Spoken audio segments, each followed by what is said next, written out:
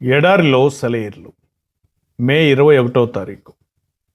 నేను పాడిన పాట రాత్రి యందు జ్ఞాపకం చేసుకుందాం. కీర్తన 77 6వ వచనం. పాటలు పాడే ఒక పెట్టె గురించి విన్నాను. అది తన పంజరం మీద వెలుగు పడుతున్నప్పుడు యజమాని కోరిన పాట ఎంత మాత్రమూ పాడదు. ఓ కూని రాగం తీస్తుందేమో కానీ పూర్తి పాట మాత్రం పంజరం మీద దుప్పటి కప్పి చీకటి చేస్తేనే తప్ప పాడదు. చాలామంది చీకటి అలముకుంటేనే కానీ పాటలు పాడడం నేర్చుకోరు.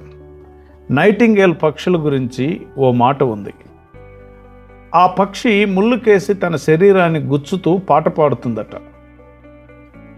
దూతలు పాడే పాటలు రాత్రిళ్ళు మాత్రమే వినిపిస్తుంటాయి.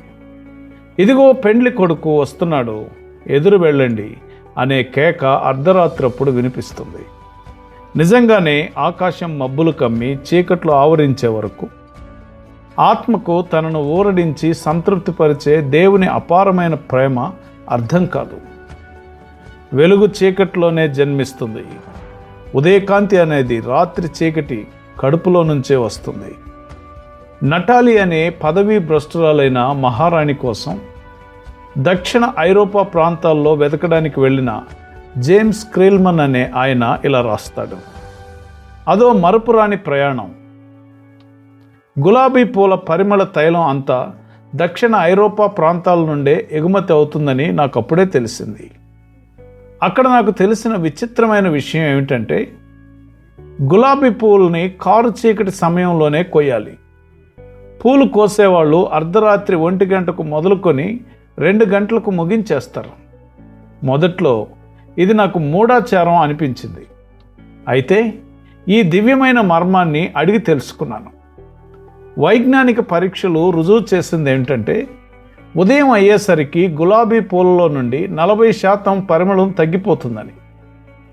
ఈ ఉదాహరణను మన ఆత్మలకు ఎలా అన్వయించుకోగలం? ఆ గులాబీలు చీకట్లో ఉన్నప్పుడే కలిగినంత పరిమళం వెలుగులో ఉన్నప్పుడు కలిగి ఉండడం లేదు. అలాగే మనం కూడా చీకటి బాధలలో ఉన్నప్పుడే ఎక్కువగా క్రీస్తు పరిమళాలను పోగు చేసుకుంటాం. కాబట్టి నీ జీవితంలో సంభవించేటువంటి చీకటి కోణాలు అనగా కష్టాలు, ఇబ్బందులు,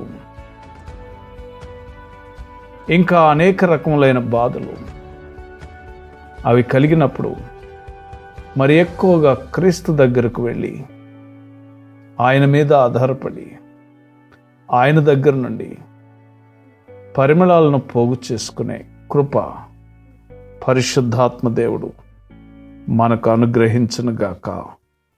ఆమెన్.